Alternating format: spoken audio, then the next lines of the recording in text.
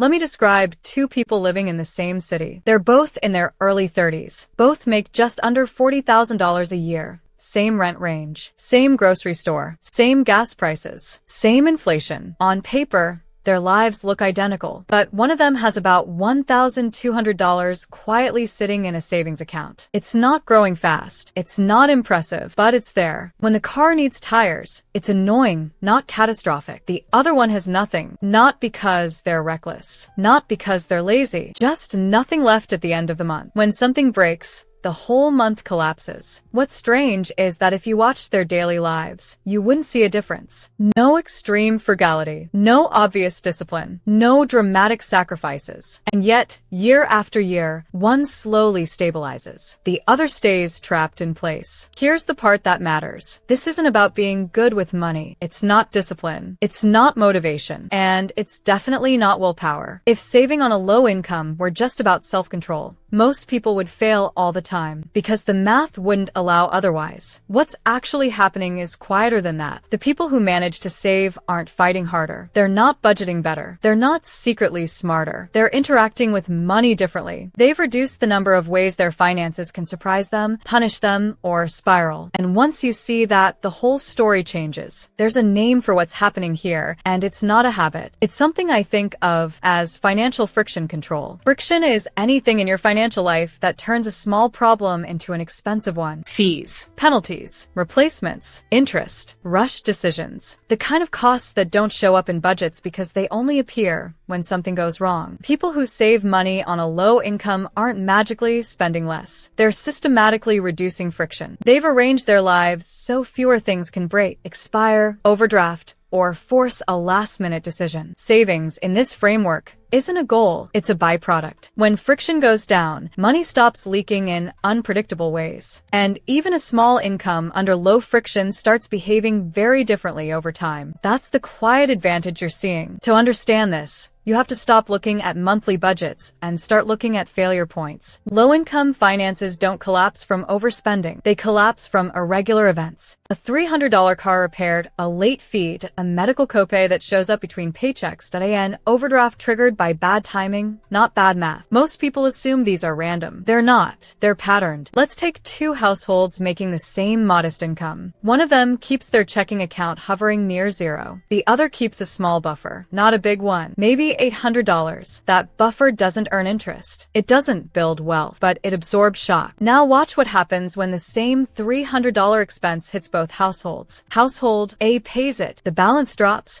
but nothing else breaks. No fees, no delays, no chain reaction. Household B can't. So the payment gets delayed. The delay triggers a late fee. The late fee pushes the account negative. The negative balance triggers an overdraft. The overdraft triggers a second fee. Now the original $300 problem has turned into $380. And because the account is negative, the next paycheck partially disappears into fees before rent even gets paid. That's not irresponsibility. That's compounding friction. This is why saving even small amounts looks impossible for some people and boringly inevitable for others. One group is constantly paying extra for the same life. Another example, replacement costs. People with low friction replace things on schedule. People with high friction replace things in crisis. Replacing worn tires early might cost $600. Replacing them after a blowout costs a tow, a missed shift, and a rushed purchase on a credit card at a bad price. Same tires, same income, completely different financial outcome. Now zoom out. People who manage to save on a low income quietly structure their lives around predictability, not thrift. They prefer boring bills over flexible ones.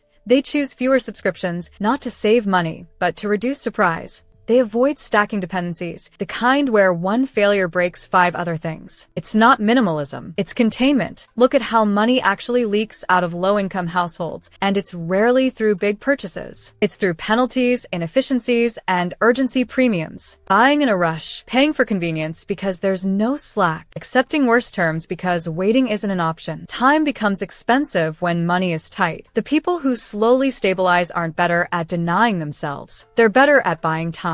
Time to compare, time to wait, time to say, not today, instead of, I have no choice. Even their habits look unimpressive up close. They refill before empty. They pay early when possible. They keep one boring account untouched unless something goes wrong. None of this looks like saving, but zoom out a year and the math changes. Fewer fees, fewer emergencies, fewer moments where one mistake multiplies. That difference doesn't show up on a spreadsheet. It shows up in how often money turns against you. And once friction drops below a certain level, something unintuitive happens. The same income that used to vanish starts leaving residue behind. Not because you tried harder, but because fewer things were allowed to explode at once. Here's the part most advice skips, because it's uncomfortable. The modern financial system is not built for low, volatile incomes. It's built for predictability, regular pay, stable balances, clean timing. When you don't have those things, you don't just have less money, you pay more to exist. Banks charge fees for imbalance. Landlords penalize late timing. Utilities punish interruption. Credit becomes more expensive the moment you need it most. This means two people earning the same amount can face entirely different effective prices for the same life, depending on how often their finances wobble. That's why Just Budget Better fails so often. Budgets assume smoothness. They assume expenses arrive when planned and income behaves itself. But low-income reality is jagged. Hours change. Bills bunch together. One problem creates another. People who save on low income aren't beating the system. They're quietly stepping sideways from parts of it. They avoid products that charge for mistakes.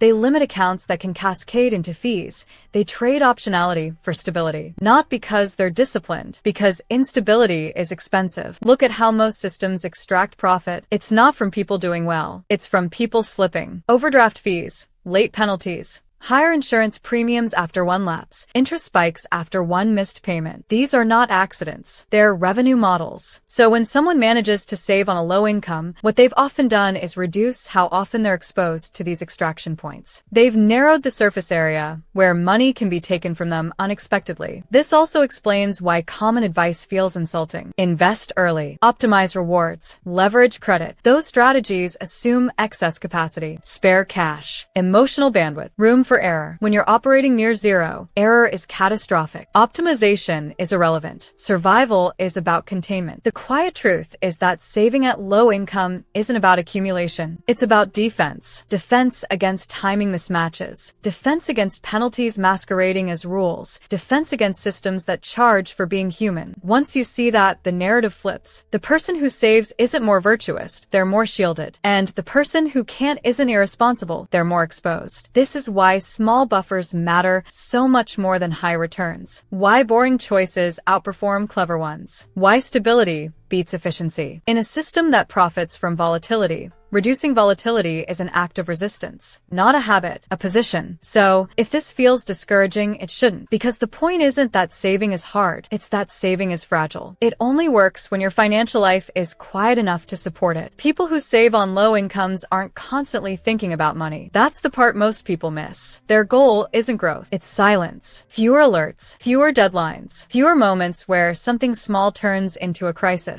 They're not asking, how do I save more? They're asking, often unconsciously, what breaks first? And then they design their lives so fewer things can. One buffer, point one boring account, point one fewer moving part. Nothing impressive, nothing Instagram worthy. But over time, the noise drops. When money stops surprising you, your nervous system changes. Decisions get slower. Mistakes get cheaper. You don't need motivation because you're no longer constantly recovering. This is why progress feels invisible for so long. You don't feel richer. You just feel less hunted. And that's enough, because once your finances stop attacking you, even a small income has room to breathe, not to explode upward, just to stay intact. Saving, in the end, isn't about discipline or sacrifice or intelligence. It's about creating a life where money doesn't get the chance to turn against you. And when that happens, the numbers start to behave quietly, gradually, almost without effort, not because you became someone new,